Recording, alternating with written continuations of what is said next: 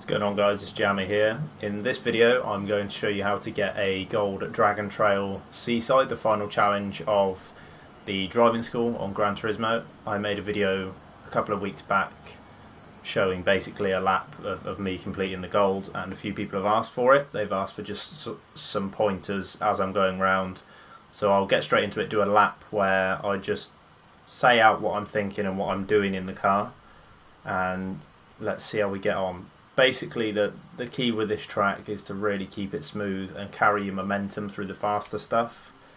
Now you can, in my first video I used traction control, that was just to get the challenge completed. Now I've spent a bit more time on a wheel. Mind, this is the first game I've played on a wheel with. I've managed to sort of accustom myself to how the car's oversteer and things, so I'll just get straight into it and just say out my braking points and what I'm doing around the lap. Hopefully that's helpful to some people and they can sort of take that and put their own spin on it. I probably won't match the lap I did here. So coming into the first corner, there's a set of cones on the right as we come around this kink, a double set of cones. You want to just brake there, come down a couple of gears, roll the brake off, maybe clip the cone on the left here. Try and be nice and steady on the throttle on the way out here, because the track slopes away from you so the car will oversteer easily. Turn in just before this cone here, nice and hard. Get over the curb slightly. As soon as you straighten out, hit the brakes. Again on this corner here, clip the apex and just be nice and smooth on the throttle. Got a long run now down into some sweeper turns. In the sweepers, the key is to keep all of your momentum, okay? He says as he loses a load of speed. Basically you want to be aiming for those cones every single time, just clip them.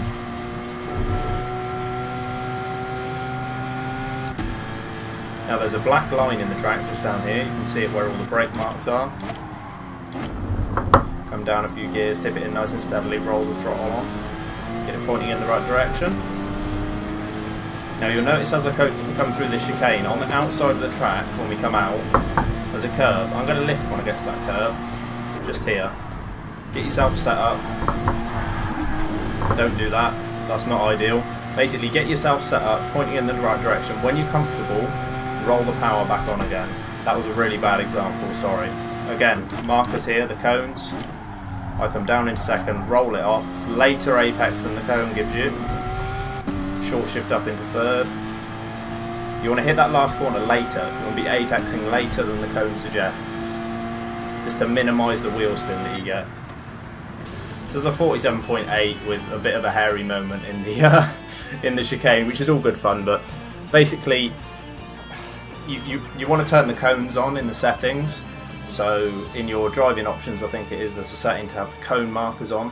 So take everything else off, just have the cone markers on, and you'll see just there on the left hand side there's double cones, which normally denotes a braking point, and then the first cone on the entrance of the corner is going to be your turning point, and the cone that you see in the middle of the next corner is going to be your apex.